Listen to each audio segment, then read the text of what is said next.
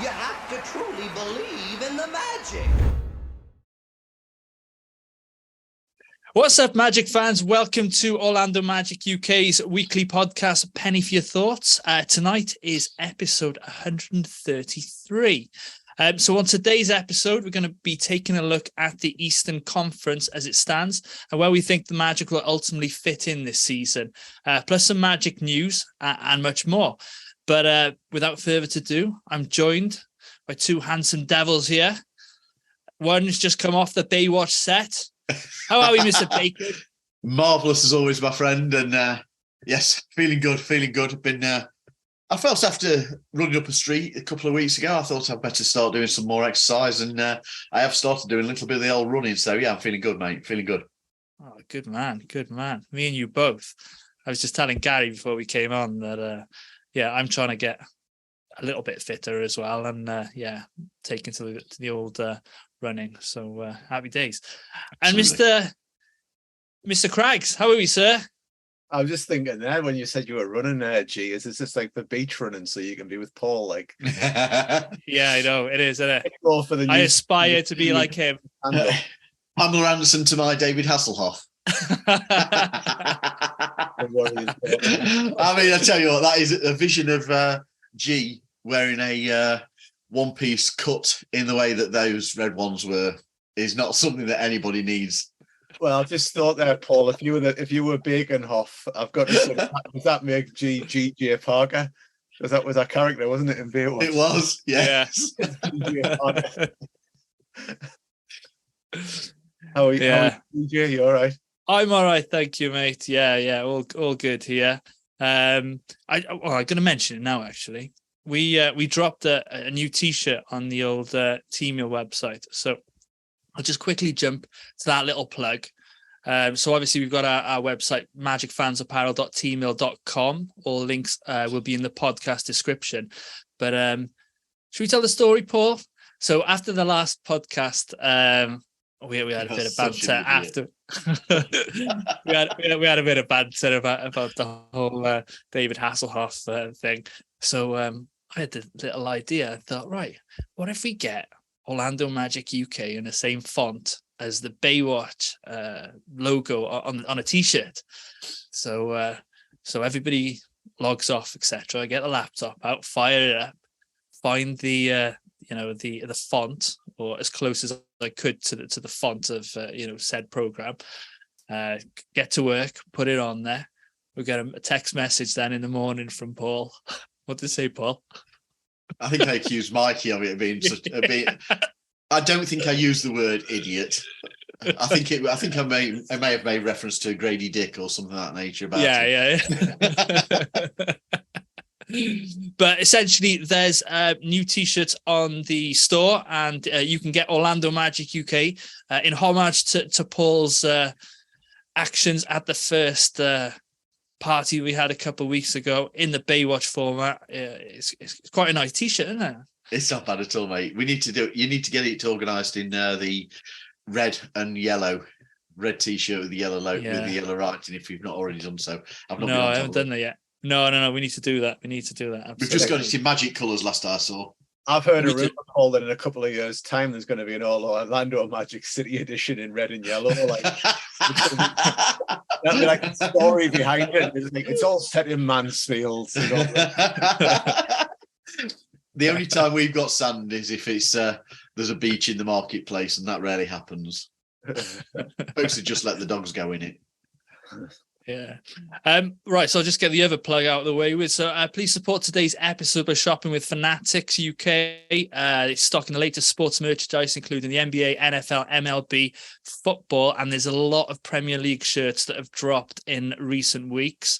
Liverpool's have dropped, Manchester United, I think Arsenal, Chelsea, Tottenham, etc. You can obviously get 10% off your entire order using our code MAGICUK10 at the checkout.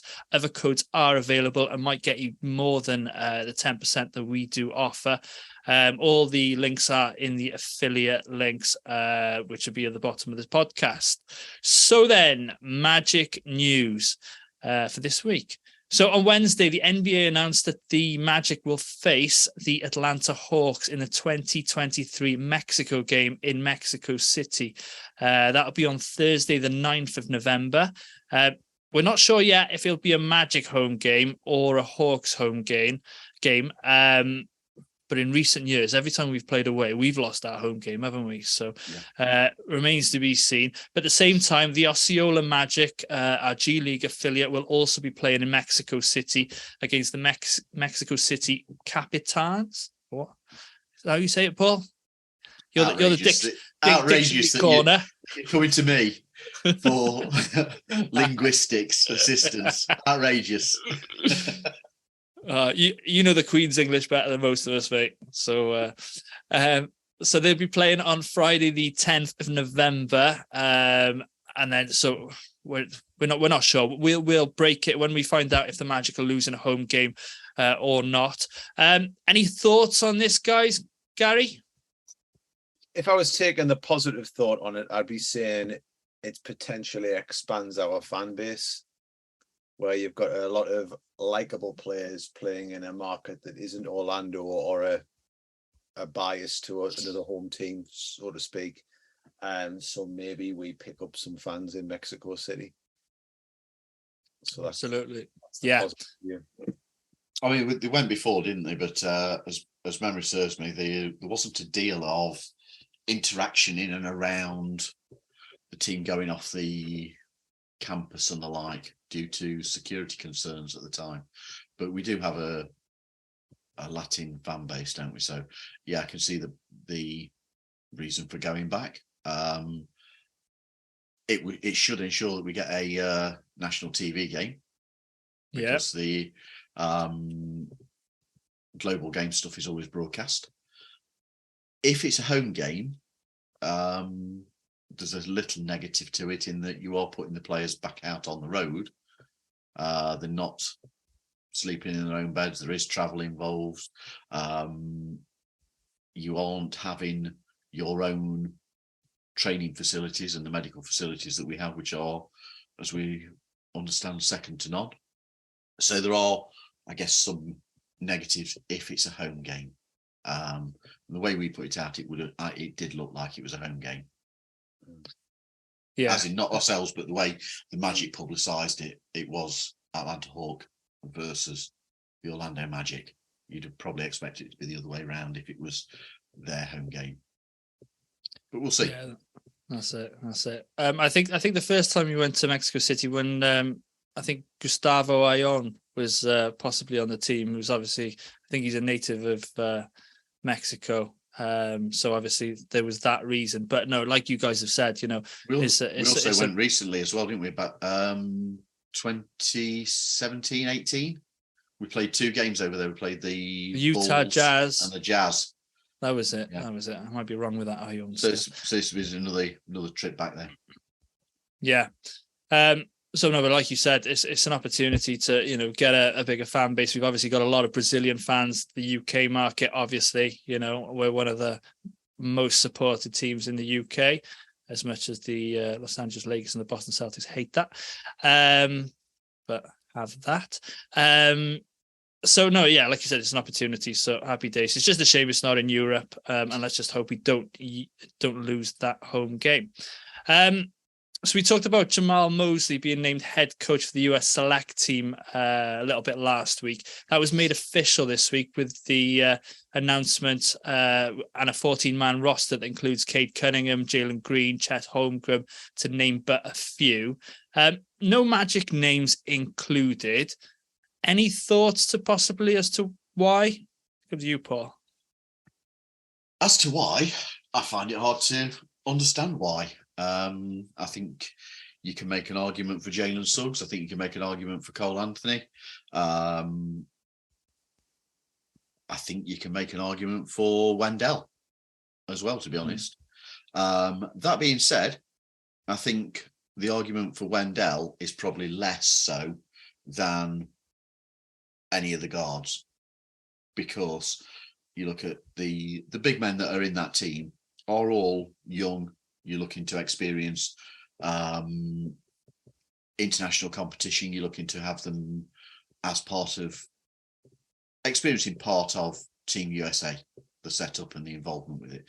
So the names that are there in the centre and positions make sense to me. I think there's less of an argument around Wendell than be it Jalen or Cole or even Markel, because why is Langston Galloway there? Yeah. That's the one. That's the one that jumps out, Langston Galloway's name. And I get that it's made up of G League and young players gaining experience. But Langston Galloway just sort of stands out as a bit of an odd one compared to some of the others. You look at Kay Cunningham, Jalen Green, Chet Holmgren, Naz Reid is not a young lad particularly. Herb Jones, you've got Keegan Murray, you've got one or two younger guys there, so it would have made sense perhaps to see Jalen or Cole or even Markel included. Markel, if you want a bit more experience. Yeah, is that like to be honest, I was quite relieved to not see any Magic players there. Yeah, there is that argument as well, mate. I didn't go down that one, but I agree with you on that, to be honest. Don't want the injuries. So if we're not there, is it due to a lack of exposure? Is it something which can be used as a fuel? Would the players be? I could see some of the guys. I think Cole would probably want to compete in anything with anyone, but ultimately, it's less chance of an injury. So I'm fine because we know that on opening night we want to have as close to possible as a full roster to compete. We don't want a repeat of last year. So we're already going to be sitting there thinking about guys like Banchero and Wagner's and stuff. We don't want to be worried about anybody else. So let them have at it. Let guys like Chet have a go. Yeah, no, that's all fair enough. The points you made, like Wendell, he obviously needs a little bit of rest. Obviously, he only played some 60-odd games last year, and he really needs to rest that particular injury. So having a full off season to recover. And the same could be said for Jalen Suggs, really. He hasn't had a full off season to recuperate and have a full, training camp and, hit the ground running when it comes to opening part of the season. He's obviously been affected the last two years. I think he is doing some like an African basketball behind borders or something event. I did see that somewhere. I haven't got the detail in front of me, but I know he's doing some sort of event this summer. So maybe that's why he's not been included. There we go. So we're going to focus this week on the Eastern Conference landscape. So obviously we're into the off season, still a month away from the start of the FIBA World Cup. I know some friendlies are going to occur. So we wanted to talk about the landscape of the Eastern Conference and where we saw the Magic and how they fit in possibly for this season. We're all expecting the Magic to compete for a playoff or a play-in berth at the very, least this year, aren't we?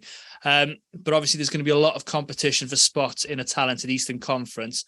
We're waiting for the schedule. Obviously, we've got our one game penciled in for early November. And a side note on that, I'm glad we're not going in November because that might have spoiled our holiday, the fact that Magic were out of town. Can you imagine? Blessed. I'd have been well, bro. That's my normal time of going. I'd have been really. You'd have had to hop over to Mexico City, mate. No. Yeah, it just means packing up, doesn't it? Doing the 2 cents. It's too much hassle. Yeah. Next 3 to 4 weeks, we'll get the schedule. So obviously that's going to play a factor into our thoughts of the season. But that usually comes out on sort of by the 10th, 15th of August. So that remains to be seen. So before we start to look at the tiers, guys, how many tiers have you got when you look at the Eastern Conference there? Who's going to go first, G? I don't mind, mate. Go on, Let's Gary. go with you. Go on, Gar. In terms of tiers, I was very basic and I split my standings into contenders, conference finals contenders, playoff teams, play-in teams, and out. Okay, yeah. We can go with that. You haven't Not got one too for different. bottom dwellers. I've called it out. Oh, just out. Okay. Out. Okay. we've not gone too differently. I had 5. I've got contenders, playoff bound, play and fight, on the rise, and there is overlap between on the rise and the previous 2 categories, the play in and playoff bound. Okay. And then my final tier is called Thanks for Coming. I like it. I got 5 as well. Contenders, playoffs, play-in zone, I called mine. Ooh. I know. And then I had the young and upcoming, which had 1 team in it. And then I had the bottom dwellers, the 3 teams there. So let's start with the top then of the conference. How many teams do we see being, true contenders, and why, Mr. Gary Craggs? 2. I've got 2. I've got 3 overall contenders in the league. So I've got Denver out there from the West. I'll just quickly say something on Denver. My thing with Denver is I think they've weakened their bench. When you look at Green's gone, Brown's gone. So I think that could hurt Denver. And I believe that's why they were active in the second round this year. I think it was in the NBA draft. But I think Boston and Milwaukee are my contenders. If you want elaboration on that, I'm happy to give it. The floor's yours if you want it, mate. Right, okay. If he's fit, I think Porzingis is an incredible upgrade for the Celtics. You saw him live as well, didn't you? Playing against GB. Unreal. I know it was GB and it's not NBA level talent that played that night and such, but unreal. And when you look at where Boston's had their problems, I would say it's been with having Horford's good and Williams is good and such, but Porzingis is just on a different level when he's healthy. And you've got a guy who's a 3-level player. He can block shots. He's that unicorn. If he's fit, he's in that unicorn bracket with you. What you would put your Giannis in there, your Chet in there, your Wembanyama. So they've landed that if he's fit. That's the asterisk. But him fit on Boston is worrying. That's for me is they've got a legit big 3 there. And then Milwaukee, they've obviously had the coaching change. There was a lot going on there with Budenholzer and stuff and family issues around the playoffs, but they made a brave call. But ultimately, you've got Giannis. They've got their backs to the wall because I think if the Bucks don't make the conference finals this year, there's going to be question marks about whether Giannis is going to stay in Milwaukee. Plus, Chris Middleton should be a lot more healthy than he has been in a while. And they've still got the foundation pieces there of what brought them a title. I believe they signed Robin Lopez as well. Am I right? Yep. Yeah, Rolo's there. Yeah, so looks there. We've got the big bodies there for the centerpieces. You're going to think their injuries are hopefully over for them. So I think the Bucks and the Celtics on paper over the course of the season are your contenders on paper right now. They have lost though, Joe Ingles. They have, but they'll survive. They'll survive only just because Joe Ingles, your favourite player, is united with his favourite Welshman now. Yeah. Can't wait. Paul? I'm going to say before we start, I don't think there's a team in the East without some question about it. It makes for it to be exciting. It's also made for it to be potentially a bit of a mess. It's very, very difficult to look at and predict. There is so much change and still doubt around certain teams as to who we're actually going to be seeing playing for them. Mm-hmm. I think you can make an argument for pretty much every team to be looking to be involved in some form of competition right through the season. But as to the contenders, I've got 4. I'm going 4. I agree, Milwaukee and Boston. I also think that dependent upon what happens the rest of this way in, 76ers, you can't ignore them, even though I'm not a fan. Even though I think, I said last season before a ball had been touched, that for me, they were overrated. They've still managed to keep, they've got Embiid, they've managed to keep Tyrese Maxey, they've managed to keep Tobias Harris. and putting Nick Nurse at the helm improves them for me. As little as I'm a fan of Nick Nurse, his actual attitude on the court, the man's a brilliant coach. James Harden's trade request is the big doubt on them. You just don't know. Is he going to be around? If he is around, if he isn't going to be around, who replaces him? If he is still there, we've seen before, when he hasn't got his way at a team, he can be poor. So do they have a motivated player? But they remain contenders. And then, I can't look by Miami. Don't do it. I can't look by Miami. But again, they have huge questions around them. This, ahead of last season, I'd got them, I think, either third or fourth in the Eastern Conference. So for them to actually finish, what was it, 7th or 8th, I was quite surprised. I'm not going to lie. They could have easily got knocked out in that play-in tournament. Chicago took them very, very close to the wire. But once they were in there, they were a hell of a dangerous team. They have lost Max Strus and Gabe Vincent. They've both gone. They're big losses. We don't know yet whether they're going to land Damian Lillard. And what's that going to cost them? Yeah.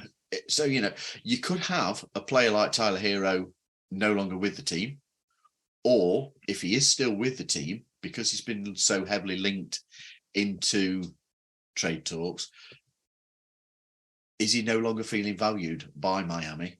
And does that hurt the Miami culture, the Heat culture, as we hear about?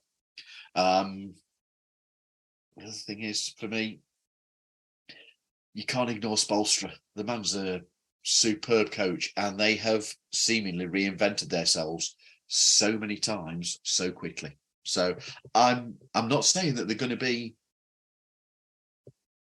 contenders for the Eastern Conference Championship, but I do think they will be easily playoff bound, and once you're beyond that, they are always a contender.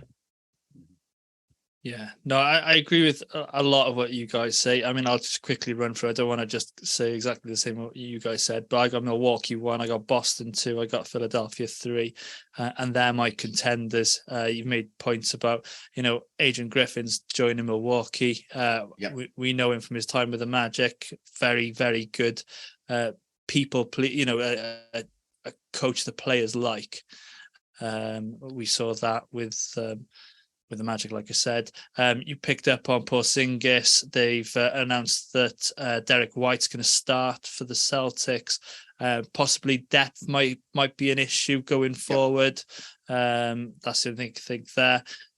You touched upon Nick Nurse, obviously fantastic coach. Doc Rivers couldn't get him over the line there in Philadelphia. They brought in Pat Beverly, who obviously is a bit of a dog.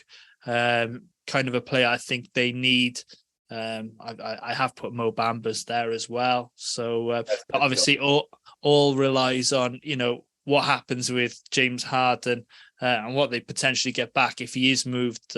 I think he'd be silly to move myself. He's in a situation there playing with, Joel Embiid, MVP of the league last season. So I think you should give it another year at least and see how it works all out. But just one thing on those three teams, I just wanted to say about the contract extension, the Supermax given to Jaylen Brown. Just wanted to see what your thoughts were on that, which obviously broke a couple of days ago. Overpay, or is that something they had to do? Okay. For me, something they had to do. And I can see how he's earned that wage. He is a huge talent. Anybody who's saying, I want to touch him with a barge pole for the Magic, simply because of the money, I think, rather than the talent. He's an excellent player. Mhm. What was it? Who was saying about him being a third, fourth, fifth best option? No, he's a good player, but he hasn't proven. I mean, they've got to the Eastern Finals a couple of times, haven't they? They've got to so to the finals as well. You could also make a very, very strong argument for an overpay, but I think they've had no choice but to do it. But I mean, it's Tatum's coming up next year, I believe, if I'm not mistaken.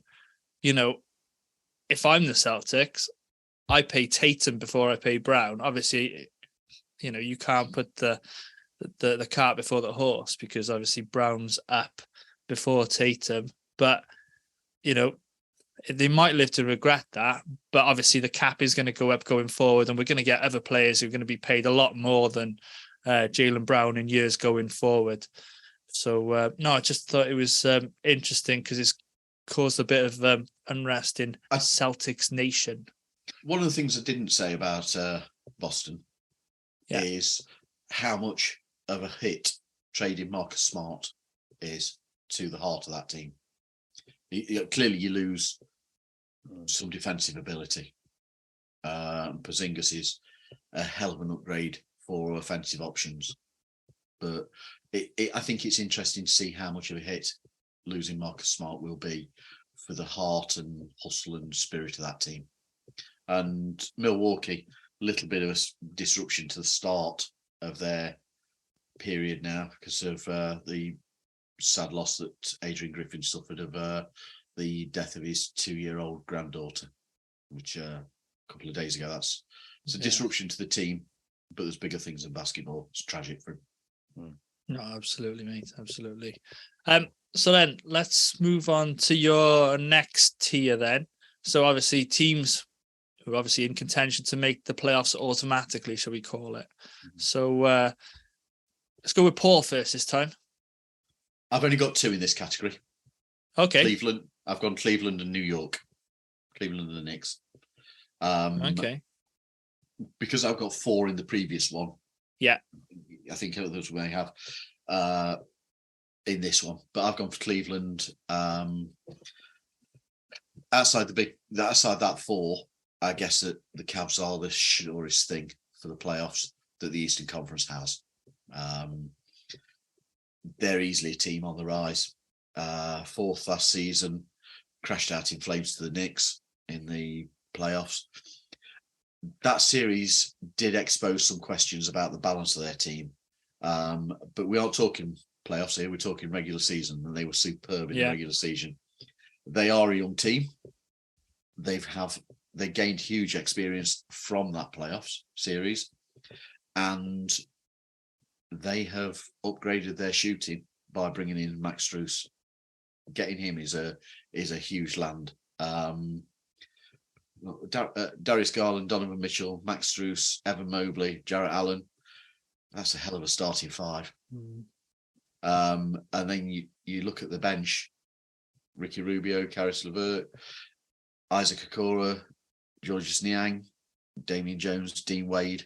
They've got some good depth, but I do think adding Strus has helped. I do think that's helped them. So yeah, I've got them as playoff bound, and I don't think the Knicks are going to do anything other than be a pest to teams again this year. Jalen Brunson was an amazing addition. He transformed that team into something that few expected last year. They were one of the surprising stories. They've added depth by picking up DiVincenzo. He's a good pickup. They are an experienced, somewhat veteran team, and they proved that they could advance in the playoffs by disposing of Cleveland. I can run through the squad if you want. Brunson, Grimes, Barrett, Randall, and Robinson. That's again another good starting 5. Yeah, solid. Throw in quickly DiVincenzo, Josh Hart, Isaiah Ruby, Isaiah Hart, and Sterling. Again, you've got good cover at each of the 5 positions. Good team. No, you mentioned those last 3. Josh Hart came in, and he was absolutely everything he wanted. He was the coach's dream there. Hartenstein does what he does. And then Roby, he used to be on the Pelicans, didn't he? I always thought he was a bit of a pest, just getting into those, places and getting offensive rebounds. So no, he's a decent player. Gary, who have you got, son? Right. I'm just going to go back to a previous point on Jaylen Brown. With Jaylen Brown, I'm just going to say that they were in a corner of what they did there with Boston. I think Brown's really getting a lot of bias based on this year, where things didn't go well in the end. And yeah, okay, maybe he isn't. I don't think he is a first option on a team. But if we go to the NBA Finals the previous year, Jaylen Brown was really, really good against Golden State. So they've paid the fee for a big market second option, is the way I see Jaylen Brown. You're in the big market, you're in the spotlight, the stories are there surrounding you. And they're in a window now in Boston where they've committed to Porzingis, so they had to do that deal. Now, if it doesn't pay off down the line, Jaylen Brown's issues of whether he's happy or Boston or not might come out to play again.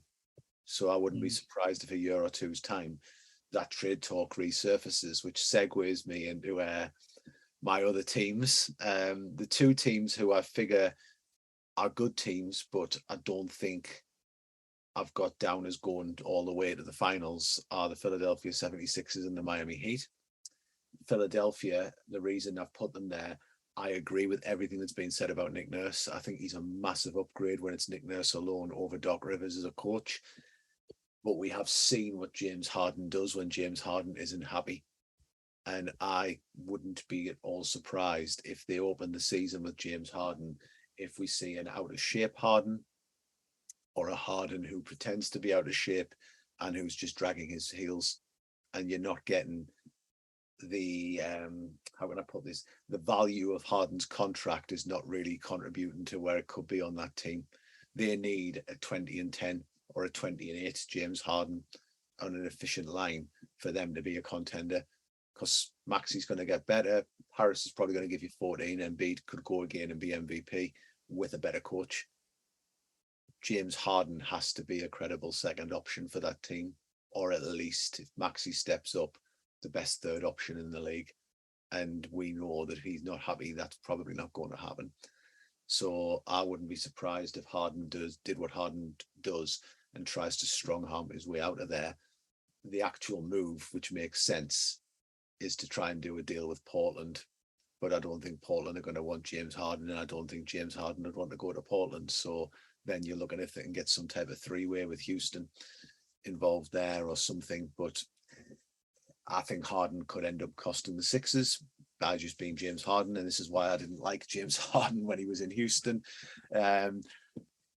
I think the Miami Heat will make a noise. They'll probably have another season where they go between 4 and 6 in the standings, and then it'll get to the preseason and they might make a run again.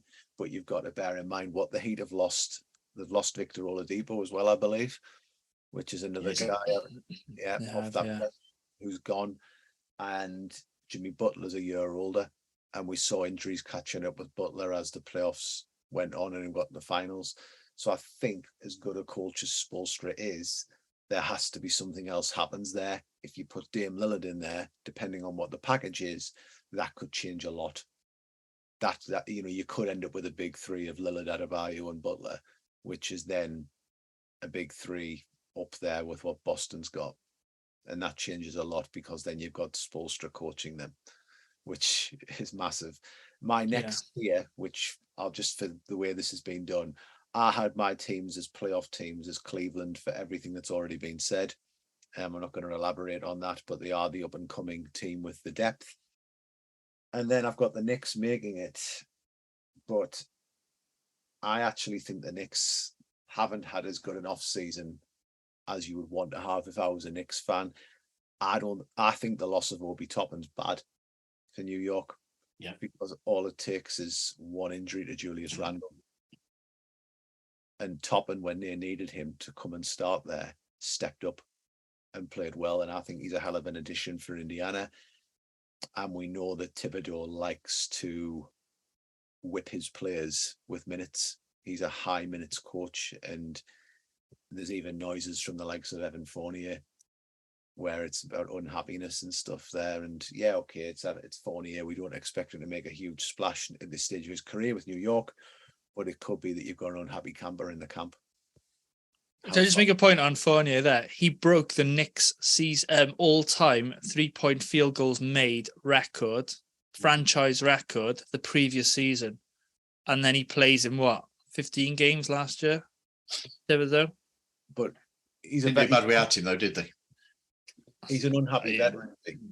Team Fournier. Unhappy veteran. Yeah. No, you're right. And how much are they paying him? 18 mil? I want to say at least. But he's an unhappy vet, and I would wager that he won't be the only unhappy vet or unhappy player on the Knicks, because the way Thibodeau is a very good coach, but the way he distributes his minutes excludes players. It's all about that core group that he uses.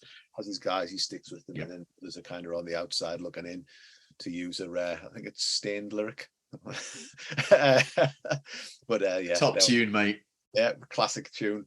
But yeah, I just think it's one of those where I think, as good as signing as DiVincenzo is, I think, and Josh Hart, I think you were the one who was saying he was huge for them, and he was brilliant. I think that Obi Toppin loss could prove costly. Yeah. Okay.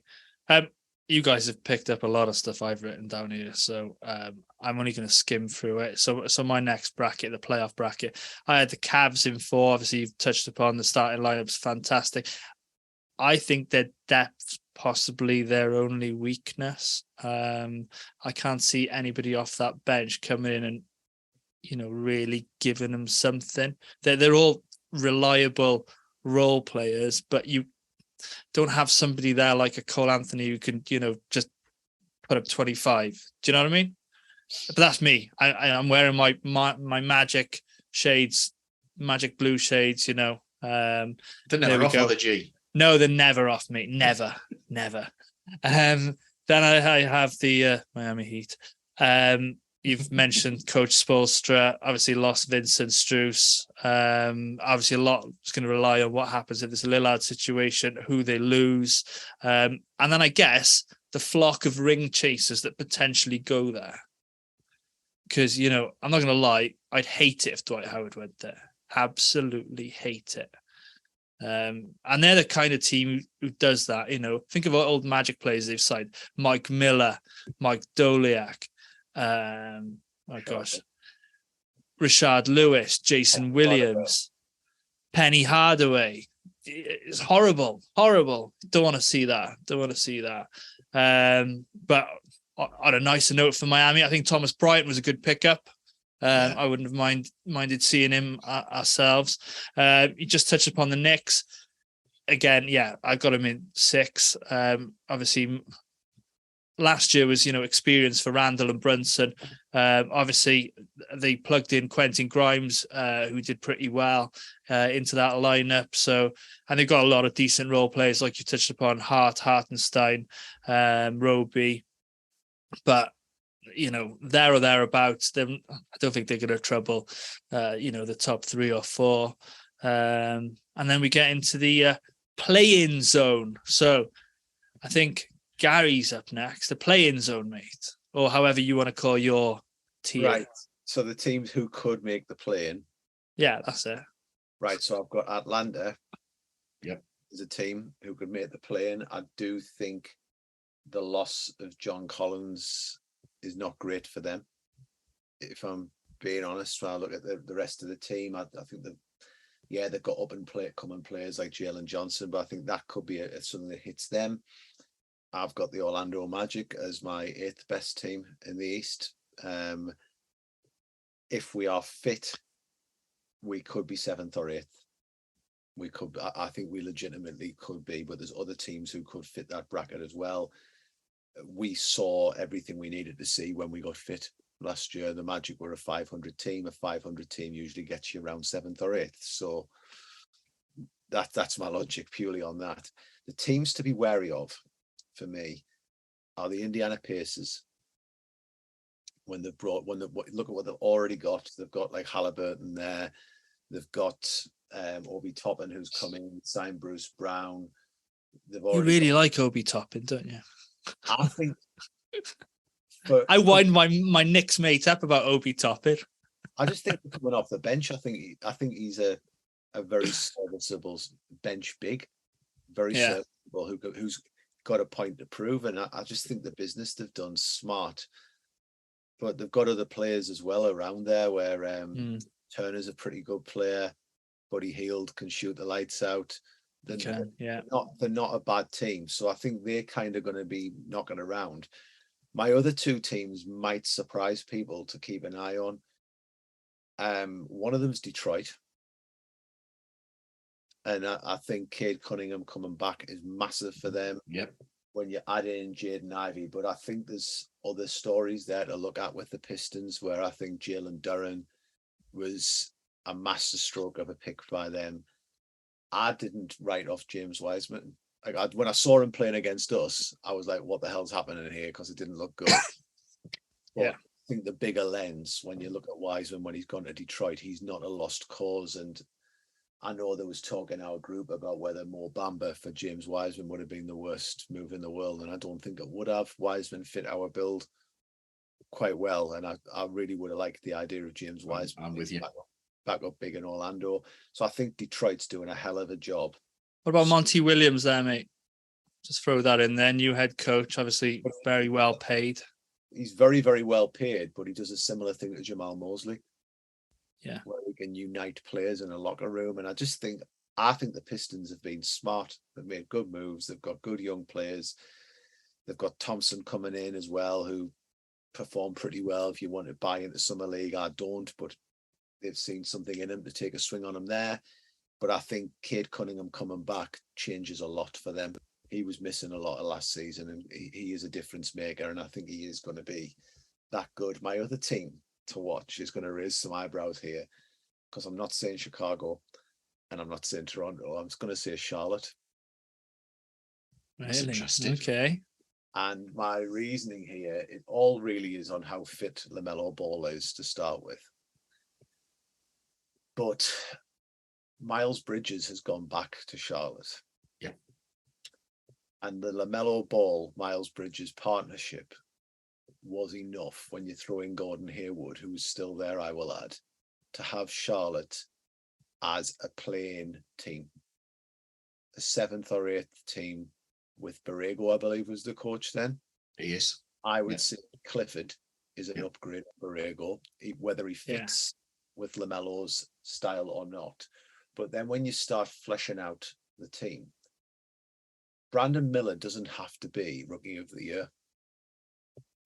Brandon Miller just has to be efficient on 12, 13 points a game to fit in there. And he's going to get the looks if you've got LaMelo Ball, Miles Bridges and Gordon Hayward eating up a lot of the attention. So Brandon Miller could have landed there in a really good situation. And then it's just a case of them putting a serviceable body in the middle. But there's enough there for Charlotte, for my money, to possibly surprise people if everything goes right. But by everything going right, it's LaMelo Ball being healthy. And then it's Bridges finding himself, be able to play again after a year out. How healthy's Gordon Hayward? But I don't think Brandon Miller, if he's sensible, is in the worst position there, because Brandon Miller could just be a good shooter, be efficient, and that might be all they need him to be, as a 4th option in Charlotte from day one. Interesting. I mean, I'm not gonna lie, I got him down the pack because I think there's other teams who've got more established players who've done it, but no, I like the the different aspect of it. Yeah. Oh, Rozier still as well, I believe, haven't they? They do have Terry Rozier. Yeah. This is arguably a 6th man fighter if you wanted. So yeah, no, cool. PC Bacon. I think this is an absolute fist fight of a category, and even my next 3 categories: the play-in, teams on the rise, and thanks for coming. As I said earlier, you can make an argument for any one of those teams to be involved in the play-in. So I've got Atlanta, Brooklyn, Chicago, and Toronto in this category as the play-in fight. That's not excluding Orlando. It's not excluding Detroit. It's not excluding Indiana. They are in my next category, the teams on the rise, teams I expect to be doing something. The Hawks, it's all about Trae Young and DeJounte Murray. That's what that team is. The loss of John Collins, I quite agree with Gary. Huge hit. And Clint Capella's getting mentioned, it would seem, as another potential out of the door. They don't have a wealth of offensive options outside of Young and Murray, but Quinn Snyder as a coach has done a lot with very little previously. When you look at what he did with Utah originally, when he started making them a threat. They've got some good young players. They've got some good veterans in Patty Mills, Wes Matthews. I suppose you could make an argument for Bruno Fernando being a valuable voice, not as he's going to see much of the court. Brooklyn, last season's finish for me was a lot down to Kyrie and KD before that spectacularly blew up. But you're talking about Mikal Bridges coming in. He finished the season brilliantly. They are a bit of a rebuilding team, but you've still got Mikal Bridges, you've still got Cam Johnson, and if he's healthy, Ben Simmons, who you can't ignore his ability. Whether or not he comes back the same player. I didn't even write his name down. I mean, is he healthy? Do we know? Is he healthy? Is he allegedly healthiest he's been since his final fit season? I hope he is. I hope he is. I want to see us go up against the best players, and he was a damn good player. What they do have is a lot of veterans, and as a result, I don't expect them to sort of drift through the season quietly. They will compete. They do have some reasonably good players available. The bench is probably the weakness. I don't think they'll make any big shouts if they do go through into the play, if they get into the play-ins, but I think they will be in and around that fight. Chicago, much the same. Zach LaVine, DeMar DeRozan, and Vooch, they'll always get you wins. They almost sneak past Miami, as we said in the play-in game last season. They're still a capable team. They've lost Lonzo Ball being out is a huge hit. I expect them to be one of them teams that's in that mid-league competition. They're not going to do anything, but they're going to be in and around that fight, and they're going to take some wins off of teams. Toronto, Pascal Siakam, OG Anunoby, even though they've lost Van Vliet, replacing with Dennis Schroeder, I don't think that's necessarily a bad move. They've still got enough to compete. But Roger Kojic has got a big set of shoes to step into. But again, Scotty Barnes, Pirtle, Siakam, Anunoby, Schroeder, it's not an awful starting lineup, and you've got some decent players to come off the bench. We don't know how good Grady Dick's going to be. Gary does. Rise to the occasion. Yeah, right. You know he's going to be splashing it in from deep. I just don't think you can ignore them. Yeah, I just don't think you can ignore them. And I've not mentioned Gary Trent Jr. They've got there as well. Yeah, they've got some good players. They've got some good players. Good point. Right. So I've got 1, 2, 3, 4, 5 teams. Was it 6?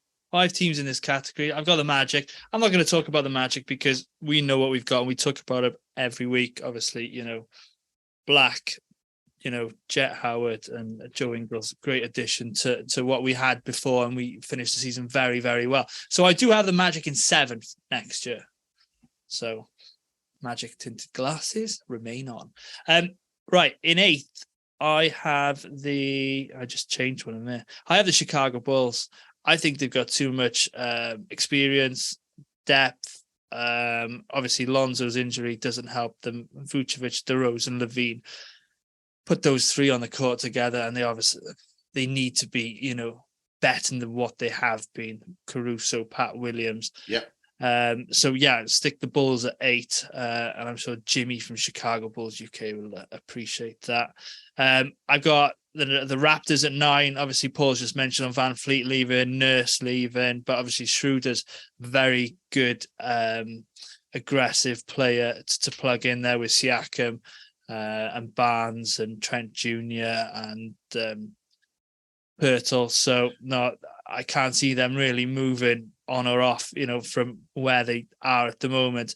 Atlanta, you guys have mentioned it. Coach Swin, I like the coach Quinn Snyder there, but other than that starting 5, I don't think they got much depth. Collins being traded, obviously, and you mentioned Capella being shopped around. You like that backcourt of Murray and Young, but other than that, it's DeAndre Hunter, Sadiq Bey, and Capella. Yep. Might not be enough. What I like about the Magic here is we've got a lot of depth. And this is what I compare ourselves to all these teams in this bracket. And that's why I got us at 7. I like our depth. If you're trying to run a 9-man rotation from the Magic, who's not going to be playing? You're probably not going to play Jet Howard. Is Black going to be playing? Is Harris going to be playing? If and we're going to come on to this in a couple of weeks' time or whatever, but a good team's going to have 9-10 men. We've got 13, 14. I might be being a little bit biased here, but we've got a very good team, and it's a very good problem to have in that we've got 2 rookies, picked in the top, 11 picks, and we probably can't even give them minutes because they need to beat out the current players. So I'm sure they'll fight it all out. That was the Hawks at 10. The Pacers at 11. Gary went to town on them. Obviously, Jarvis Walker's a good player to add there to Halliburton, Mathurin, Heald, and Turner. And they've got a decent. Their bench ain't too bad. So maybe I'm sleeping on the Pacers a little bit. That's my 7 through 11, but the Magic getting into the play-in at the moment. So, Spacon, let's go with your next category, sir. Yeah, mate. I should just say I didn't rank where people are going to finish. No, that's fine. I didn't do that. Simply because I think there's too many questions at the moment around teams. Those predictions are way too early. I've got my thoughts, but mate, my next category is 3 teams, and I called it teams on the rise. First one you've just mentioned, the Pacers. For me, they missed the playoffs last season for one reason and one reason only, and that was the extended injury that they had to Tyrese Halliburton. That guy is quality. They could fit in as I could easily make an argument to say for either play-in bound or playoff bound or play-in tournament. I don't think any of us expected them to be as good as they were last season for the period of time that they did push teams. They clearly on the rise under Rick Carlisle. They traded well previously to get Halliburton. They're like ourselves. They are banking on eternal growth. They are banking on their young core to grow, and bringing in Bruce Brown is such a strong veteran presence. That's a move. I think they drafted well. Bruce Wallace played well in Summer League. Does he get the start? The 8th pick? Does he get the starting position? Or does Obi Toppin take that position?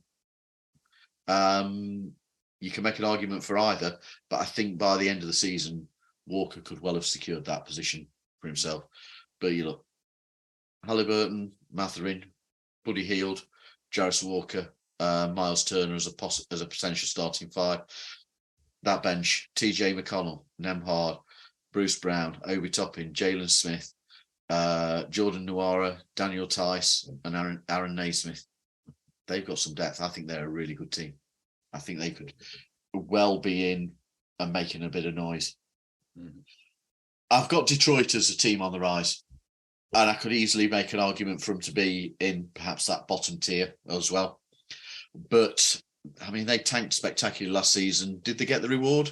Potentially they did in picking up Thompson. Yeah. Monty Williams, cracking coach. Cade Cunningham coming back is, with the amount of time he missed last season, it's almost like getting a new player.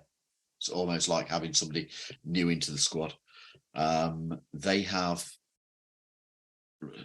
a really good balance, I think, between the youth that they have as in the squad, and I think they improve their veteran presence.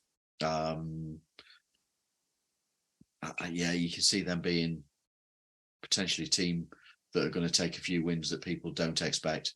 And then I've got ourselves in there, in that group of teams on the rise. We have to start better than we did last season.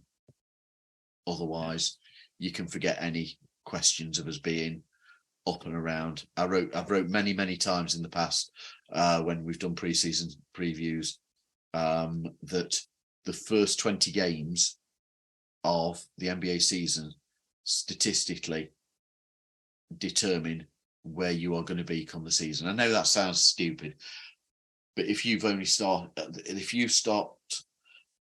less than 500, your odds of being in the postseason drop dramatically.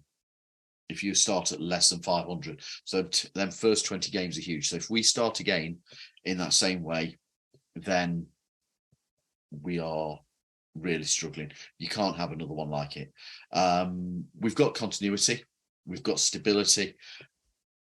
That brings us great familiarity as a group working together, and it would appear that we have an incredible camaraderie as a team. I think that we've had a good off-season. I think Joe Ingles is a brilliant pickup for this team. And like you said, G, there's an awful lot of question around who can start. We have to take care of business for ourselves. Forget anybody else around us. We have to take care of the business, and we have to start well. Because we're looking to turn over 3 positions to be in. We're looking to move up 3 positions, aren't we? It's quite a way. It's quite a step, but I do think we can do it. Yeah. So I've then got to talk about teams really who I don't think are going to. This is my out category. 2 of them I'm speculating on, and I'm speculating that I think Chicago and Toronto are going to blow it up this season. Interesting. So on paper, Chicago as a team, you've got Levine, you've got DeRozan, you've got Vooch. That should be enough to get you like the 8th seed. Technically, you should be a playing team with that. I think Lonzo Ball being out is huge. I think they lost Pat Bev. Massive. Yeah. I agree. That's a huge loss. Yeah. So that you straight away, you're talking to players who are point guards who make their teammates better, and they've got neither of them there, which I think is huge. I think Pat Bev's big for the culture that they needed to try and build if they wanted that in Chicago, because I do have question marks about it, if I'm being honest. And they haven't got to face the prospect of a pick coming to us. So I think if there's a time for the Bulls to blow it up, now's the time when they can still get something back for Levine and DeRozan in particular. Vooch is obviously re-upped, but I think that team will get blown up as the season goes if it becomes evident round about when we did it that the Bulls aren't really going to do anything, where they are the team now who, when they took Vooch from us, we were kind of stuck in purgatory. And I think they are the team now who are stuck in purgatory, and that's why I think they'll blow it up. And I think Toronto have already really going to start with that as well, because they've lost Fred VanVleet, they've lost Nick Nurse, and there's trade winds swirling around Siakam. And there's also been whispers about what will happen with OG. I think Schroeder's a nice little pickup for them, but he isn't Fred VanVleet. And the team, to me, when you look at the team that won the title for Toronto, I feel a little bit like when we lost Shaq. Like, okay, we didn't win the title, but we gradually got worse. Like our players got older and people left, etc. And I feel like Toronto's done that, where they're just gradually getting worse. And I think now's the time for Toronto.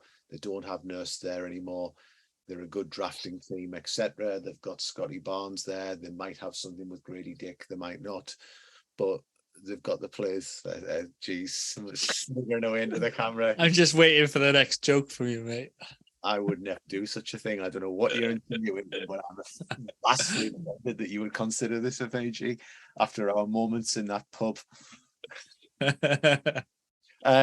No, I think they might look at it and say we've got enough youth here, in Scotty Barnes, but etc., where we've got enough confidence in our drafting history that they might think it's time to see what they can get back.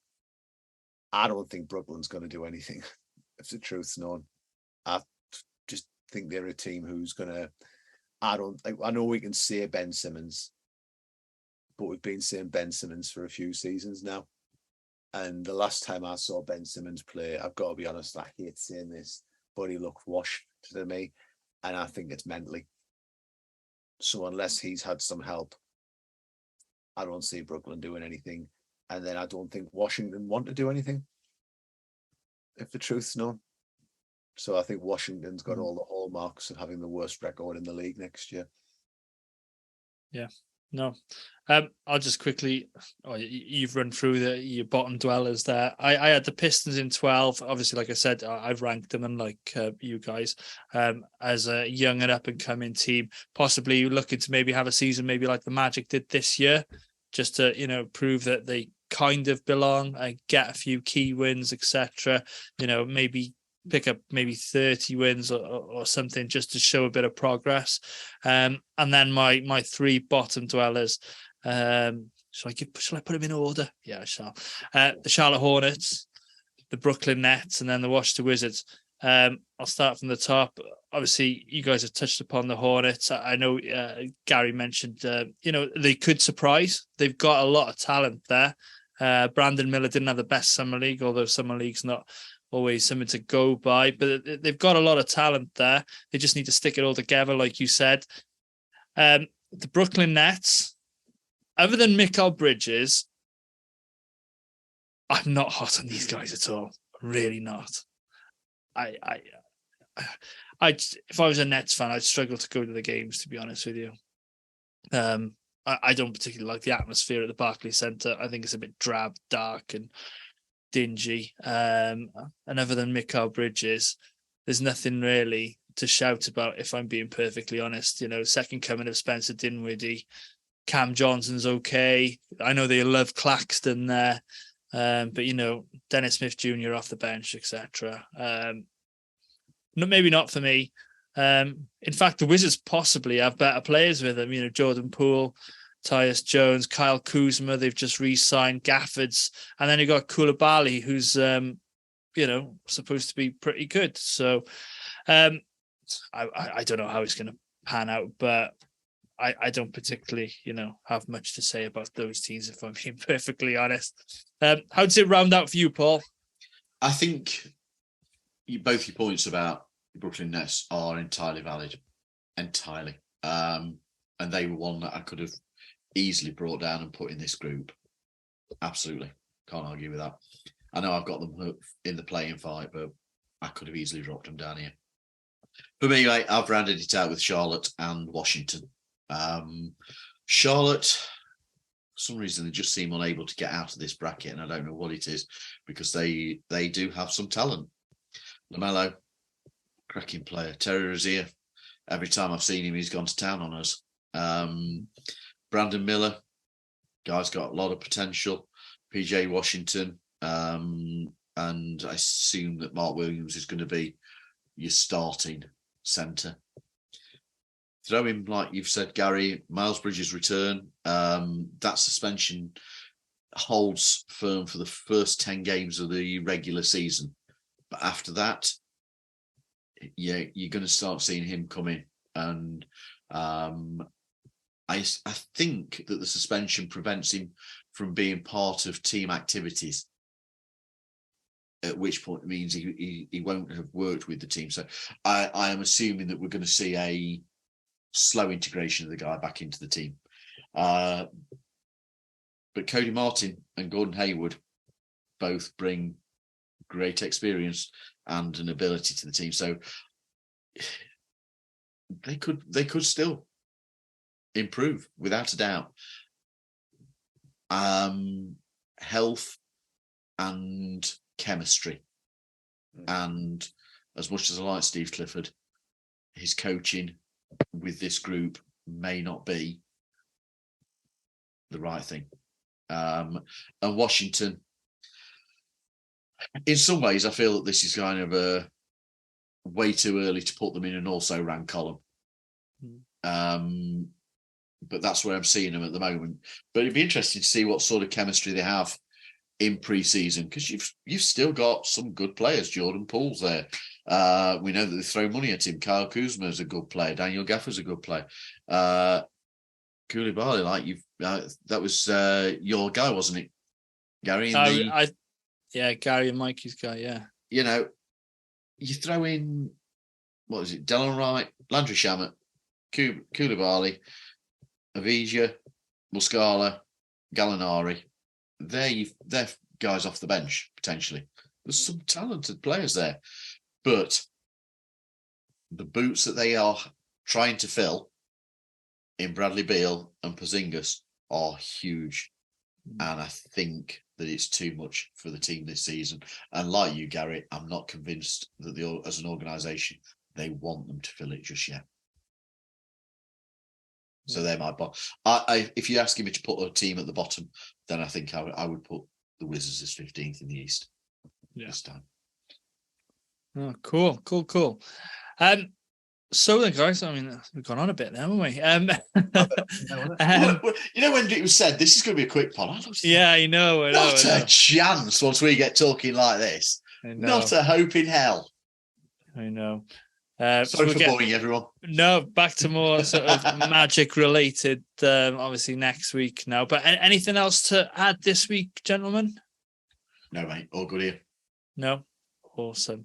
Okay, so thank you as always for listening and watching. Please hit the subscribe button on our YouTube channel, Orlando Magic UK. Like us on Facebook, follow us on Instagram, Threads, and Twitter, or X, whatever it's called at the moment, all at Orlando Magic UK. So until next week, from Gary, Paul, and myself, go Magic.